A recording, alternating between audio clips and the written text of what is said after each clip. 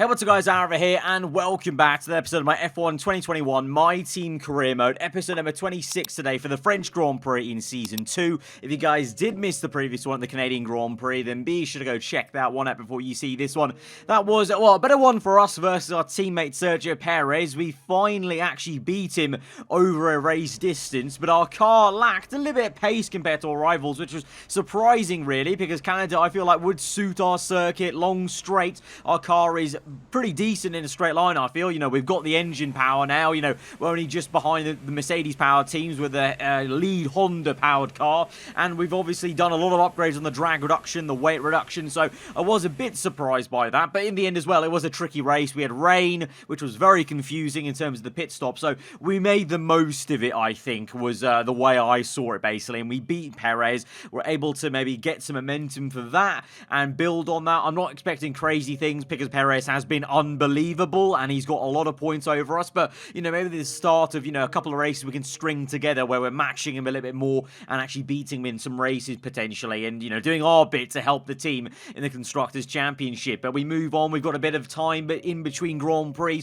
from Canada to France to do some activities. Obviously those have been boosted as we got that recent marketing upgrade, but in terms of the standings then, Vettel still leads the way. He's got a commanding lead, I must say, to Sergio Perez in second place. That's crazy in itself, the fact that Perez is still in second there. Ricciardo in third, just about ahead of the two Mercedes cars. He's had some trickier races. McLaren as a whole have had some trickier races as of late, and we're actually, you know, if we continue the upgrades as we are right now, you can see we're purchasing some more upgrades, we could actually catch McLaren on paper on the R&D chart, which would definitely change things in terms of the way I'm viewing this season, because so far I've kind of kept myself grounded. I've said that to you guys a few times, that I don't want to quite get ahead of ourselves quite yet in terms of where we are, you know, in terms of what we're fighting for this season, because I came into this season thinking we're going to fight Ferrari and Red Bull, but to my surprise, despite even us having the career mode settings where we've got reduced R&D, reduced cash, they've got the AI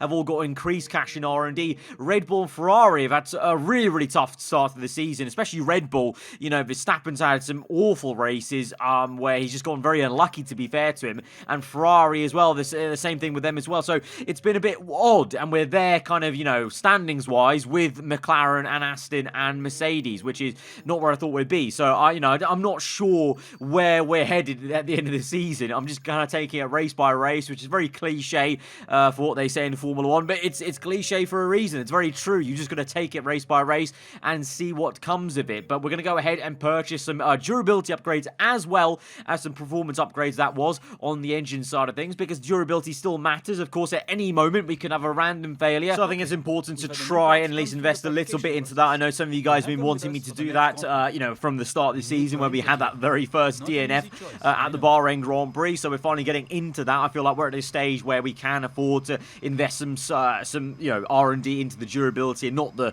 out-and-out performance, as it were. But we've now got an event that's come up in the activity timeline, a gym accident. If we agree to this, we have to minus 7 from the experience of Sergio Perez, decline it, and I think we get a morale decrease, or no, team acclaim decrease, sorry, team acclaim, which is even worse actually. So we are going to go for agreeing to this, minus 7 experience. I'm only saying that and agreeing to that because Sergio Perez's experience is very high at the moment. There was a recent patch on the game where I think they finally actually correctly applied the driver stat update as well, and I think due to the activities we've done with Perez as well, Perez is looking very boosted in terms of his stats. So minus 7 on the experience is not the end of the world. He's still going to earn a decent amount of R&D in the practice programs, but we're going to kind of skip over that now. You know, you've seen plenty of it already in videos. You know how it goes. I'm going to get ahead straight into the business end of the race weekend on to Saturday, and it's looking a bit doom and gloom,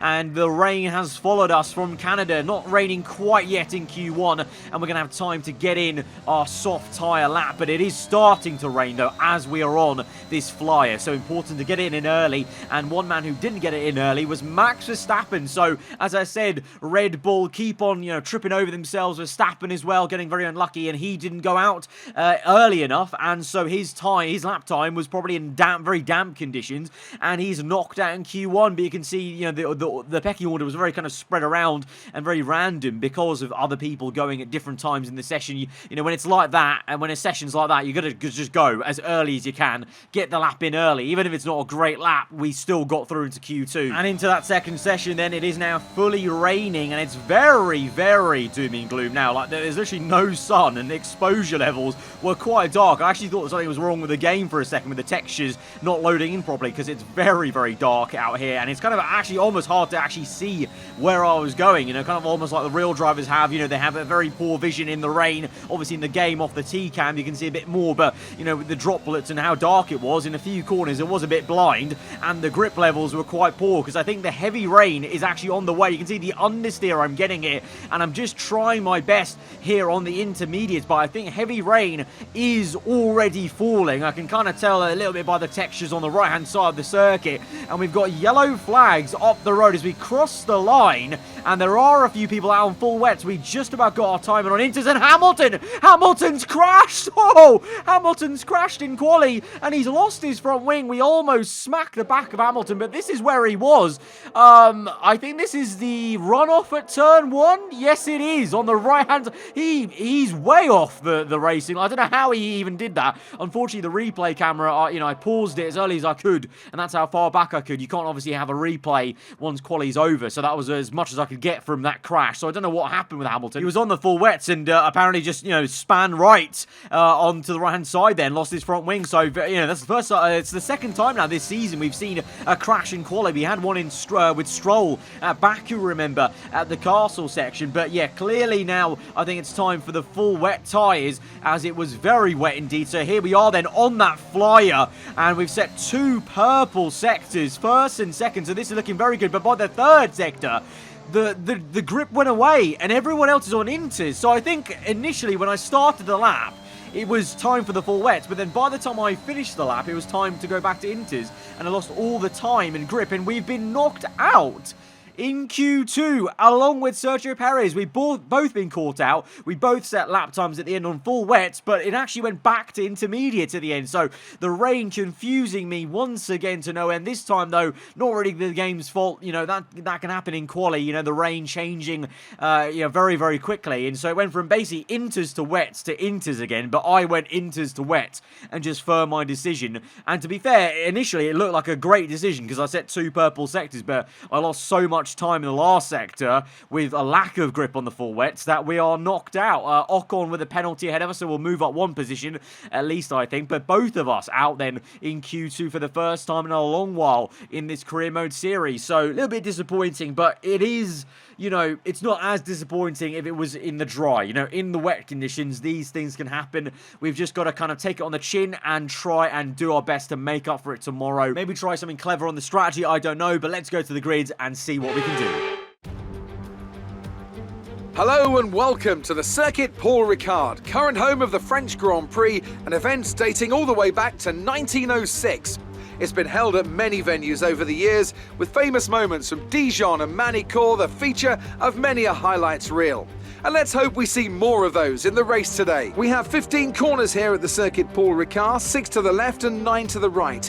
The rain is coming down and making for a slippery racing surface, but luckily there is plenty of runoff available, and hopefully we'll be able to avoid bringing out a safety car during today's Grand Prix. Also here, of course, is Anthony Davidson. Now let's talk about Sergio Perez. Looks like they've got a tough race in store today, as grid penalties from changing power unit components has forced them further down the field. But on the bright side, at least those fresh components can help them maintain the power they need to come through the pack.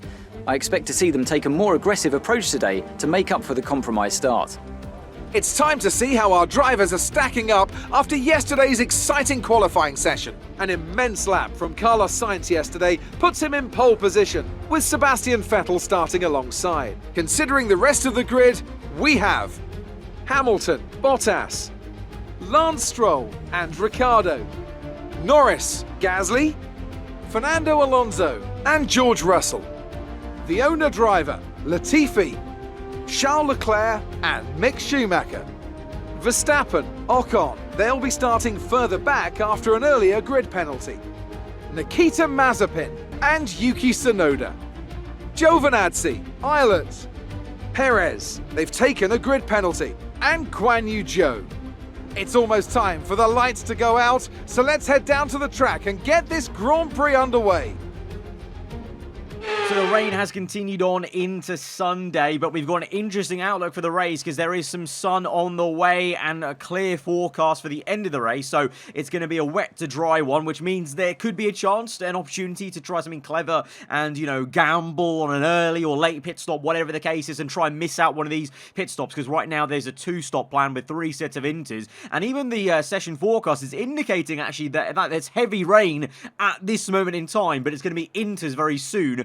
So therefore, I think all the grid is starting on intermediate, but the grip levels might be a little bit iffy. You know, they might be kind of almost like what we had in Q2, where the grip isn't quite there, and within a few laps, it then will be there for the intermediate. So there might be an opportunity to catch some AI out, but equally, the AI could catch me out, because obviously they are AI. They're perfect, usually, in these conditions, in terms of the acceleration and pinpoint driving. So we'll see. The other caveat to this is we're already in the back foot as a team, because Sergio Perez has had to take some engine penalties. So he's not starting P11, I am, and he is starting in P21. So you would say this race, we have another good chance to beat him again in his second race in a row. But it's kind of a shame for us in terms of, I really hope he can cut through the traffic quickly and show how good he's been in the last, you know, this whole season basically, and come back through for some points still in P21. But there's a lot of cars to clear and some quick ones there in the form of Verstappen and Leclerc. So we're just going to have to see about that, Ron, really. But we've got a mixed up grid and a wet start, so this could be very interesting. A Ferrari on pole position after a crazy Q3. We go to 5 red lights to the French Grand Prix, and we're underway, all very sheepishly, and a lot of spray. It clearly is still time for the full wets, but we're all on inters, and Lando Norris has lost the back end, and there's a massive crash. Oh, dearie me. There's like 5 cars off in the wall, a lot of carbon fibre everywhere, and that has been one of the most chaotic opening laps into turn 1 we've ever had on the F1 game. The full course safety car is out, Russell's out, Lando Norris is out, Leclerc is off in the distance with no front wing, I don't think, and some damage. Schumacher's out as well, and we were facing backwards at turn 1, and we're down to P17. What has gone on there? Carlos Sainz still leads the way, but it was Lando Norris making contact, I think, with Daniel Ricciardo. The 2 McLarens made some contact, and I think Lando lost the back end, and then there was just a domino effect, a ricochet of cars just going everywhere, ping-ponging about as we try to get Tsunoda, but we can't actually overtake him even though he's got no front wings. That's rather annoying. And somehow we've come out unscathed with no damage to our car, which I'm very surprised at, because looking at this onboard shot, I mean, we got so close to the wall on the right-hand side, but no damage to the front wing, no floor damage. We got very lucky with the simulation here, because we could have hit anything. Any bit of like, the AlphaTauri front wing of Gasly, I think, flew off and hit my car.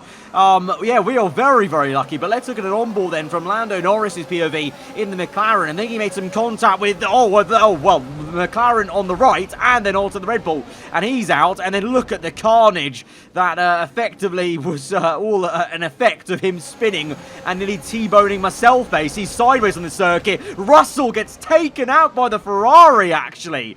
So Leclerc actually spins off and takes out Russell, so it's got nothing to do with the McLaren. Alonso's front wing gets taken off by the McLaren just there, and so he's got no front wing going into turn 1. And then behind us, Gasly's the reason why I spun round, because he actually hit me on the rear end and spun me, and that actually kind of helped me out a little bit getting out of the chaos. But look at Leclerc as well, lost all sense of composure. But how he's not got, you know, terminal damage, I won't know. But Leclerc's still in this race. But that's us spinning ourselves round and coming back through into this one. But at the end of the lap, Tsunoda comes in. We've got a load of cars in. Perez is in with a 5-second penalty. So Perez actually overtook us and sliced through that. But I think he's got damage, or he needs to serve the penalty for overtaking under yellows, or whatever the case. So unfortunate stuff for a lot of people. But we're up into P12 now.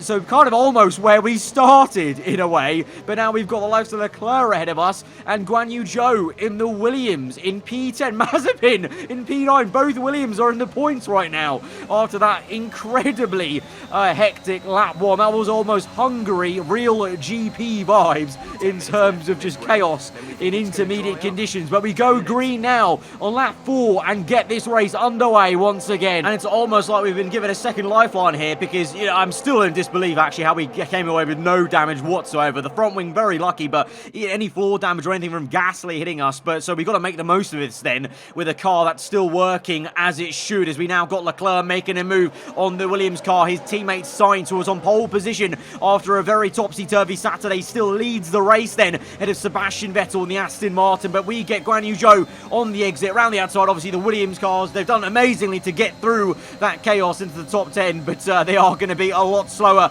than myself and Leclerc, so he should be clearing them ASAP really. And then we've got also the Alfa Romeo to clear of Nicholas Latifi's. We're now going to go for a move on Leclerc. Maybe he does have damage, because Leclerc is unable to overtake Nikita Mazepin straight away. He was stuck behind him in Sector 3, so we've made the move down to the inside at Turn 1 and get the job done around the outside on lap number 5. And now we're going to go chasing after the Russian in the Williams. Fake to left, go to right, and it's a very easy move. And we're up into P9. But Leclerc, with the way he's going there, I would suspect he does actually maybe have some floor damage, maybe from hitting the back of George Russell, the side of George Russell rather, and so he may be limping for the rest of this Grand Prix. We now catch up to Nicholas Latifi in the Alfa Romeo, just double checking we have no damage. Down the inside we go of the Canadian, very close stuff on the right, but now we're in acres of clean space. 5.6 the gap to Verstappen. We're going to go chasing after him. He's actually got a 5-second penalty though, so he's going to need to serve that at his next pit stop, so we should actually be looking good to close up that gap anyway naturally when he makes that pit stop. But we'll try our best to push on, and in the next 3 laps we do go pretty quick. We set the fast lap of the Grand Prix actually in these conditions. Our car going well at Inters as of late. We had this at Canada as well, a few times in the Canadian Grand Prix we're looking mighty quick, and now we've had a pit stop from Sainz, the race leader, and Ricciardo. But we've got yellow flags on lap 12 and the full course safety car is out, and there's an issue for Lance Stroll. He's retiring as he crashed with Verstappen. That's Verstappen going slowly in P4. Verstappen's got no front wing. I think Verstappen and Stroll have crashed and the Canadian's out now. We're up into P4. What is going on? There's 18 runners only in this Grand Prix. Let's look at a replay. Then Stroll. Oh, Stroll was retiring out the Grand Prix, and Verstappen simply just drove into him, basically, and was a little bit idiotic there in the Red Bull. So he's got no front wing. He's already got a 5-place penalty as well. So his bad day is getting even worse, the Dutchman. And Stroll, well, that was just a mechanical failure. He was retiring anyway out of the Grand Prix. But now, under the full course safety car, my engineer for the last lap or so has been telling me we're on the crossover period. It looks wet, I know, but, we know this game now has this weird thing where it looks wetter than it is. So we're going to make the gamble. My engineer's been telling me too many times now, for coincidence, that we're on the crossover. It's looking close. We don't know what to do. So I'm going to take the executive decision. We're going to take the gamble, and we're going to go onto dry tyres. I know it sounds crazy looking at how wet it looks in this pit lane, but we're going to go onto medium tyres and try and get the jump, because Hamilton, Bottas, Vettel, they've all stayed out on intermediate. So if they come in anyway under this safety car on the next lap, it's still done. The damage is done. I've gained the advantage, and we're going to get ahead of Carlos Sainz, the previous race leader already, as we come out the pit lane. He's pit onto soft tyre, so everyone is thinking the same. And by the time we get to the end of lap 13, it is now actually looking somewhat dry at the last corner. There's the safety car. Bert Marland is going to pick me up. Hamilton, Bottas in the pit, as well as Vettel. Sainz already made another pit stop behind me onto softs. And so here we are. Somehow, we're in the lead of the French Grand Prix, and we're all on dries now. I'm the only man, though, who looks to have maybe chosen the medium wall tyre, so I don't know how that's going to affect the entire race. I don't know, lap 15 here.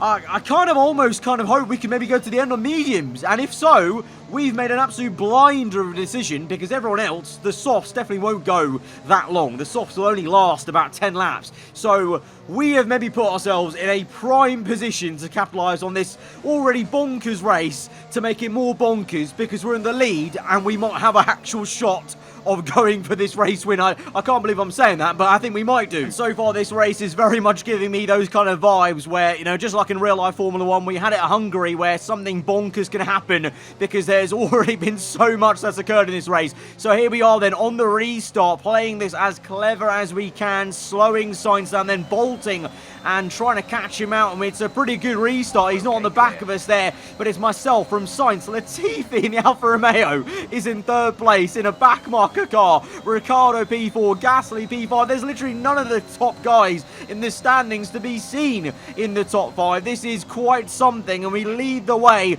on mediums. But the question is Sainz going to have the speed to overtake me? He's going to have the initial acceleration and grip, but, you know, just give it a couple of laps, and already those soft tyres will be way more worn out than my mediums, and we should have the better race tyre. But the question then will be, can we actually go to the end? I feel like we probably could, but it's going to be maybe close, and we're going to have to see also what just happens in this race with the weather overtakes. I don't know, because Sebastian Vettel, the championship leader, the man looking so consistently strong this season, goes round the outside of Latifi and gets up into P4. Already lap 17, we've changed order. Ricciardo now is in P2, so the McLaren, he's pulled up his socks and he's now got the Ferrari, and Vettel maybe closing up on Carlos Sainz anyway. You know, he got pole position, but I think that was because of the rain in Q3 and dry conditions. The Aston and the McLaren should have it, and Perez comes into the pits then off the soft compounder tyre, maybe confirming to us that everyone behind us should be doing this same thing. Perez is in,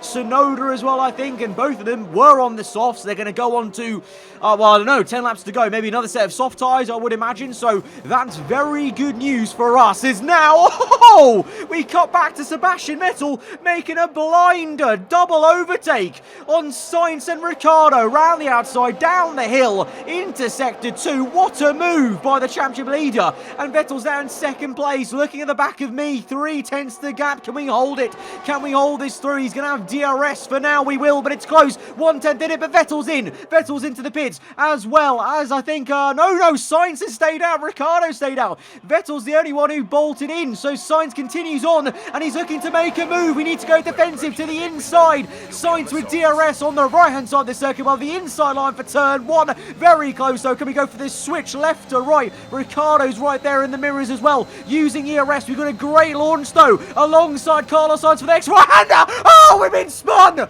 We've been spun round. Sainz has spun us.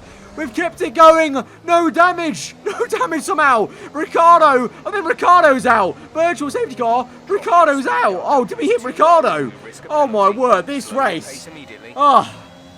Too much has happened in this race. Too much has happened. I thought Monaco was crazy. This has been just as bonkers. So this was, I think Sainz could have given us so much more room. I held my line because I assumed Sainz would have gone right to the left where the racing line is by the curb and then given us the run on the outside. But he kind of pinched us in a bit. Of course, I could have gone more to the inside, but you know, you think the car on the outside is going to take the normal racing line, which is definitely not that tight on the line. You know, Ricciardo got a good view of that, and oh, what the...